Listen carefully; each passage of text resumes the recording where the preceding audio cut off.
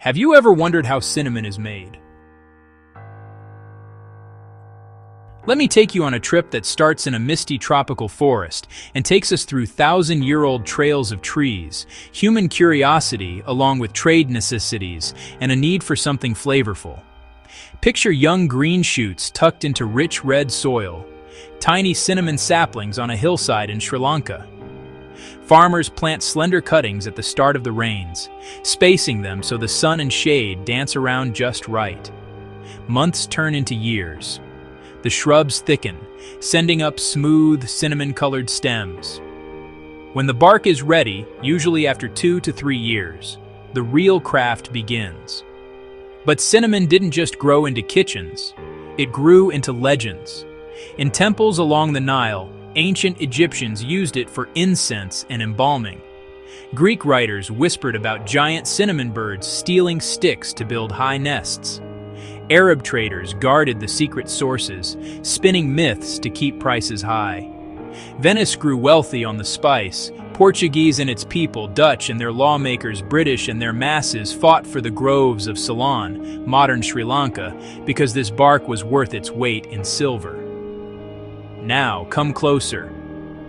Imagine a harvester at dawn, blade in hand. They choose a straight, pencil-thick stem and cut it near the base, leaving the root to sprout again. With a small brass or steel knife, they scrape away the outer bark, revealing a pale, fragrant inner layer.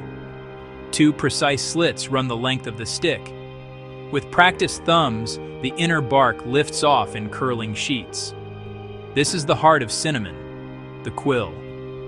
In a shaded shed, those ribbons are trimmed and layered, one inside another, like scrolls tucked within scrolls. They dry slowly on racks, the edges curling tight, the color deepening to honey and amber. When you see those elegant tubes, that's the art. Dozens of thin bark pieces nested to make a single quill, then graded by color, thinness, and aroma, the finest called alba, delicate and sweet. Not all cinnamon is the same. Ceylon from Sri Lanka is light, flaky, and bright, citrusy, floral, complex. Cassia, common in China, Indonesia, and Vietnam, forms thicker, darker sticks with a bold, spicy punch. Both share that cozy warmth, but their stories and chemistry differ. Walk back outside with me. See nurseries of seedlings, dew on leaves, and farmers weeding, mulching, and pruning to coax new shoots. See knives gleam as bark is peeled. See hands stack quills like little scroll libraries, and feel the sun as it gently cures the spice that will end up in your latte, your curry, your grandmother's pie.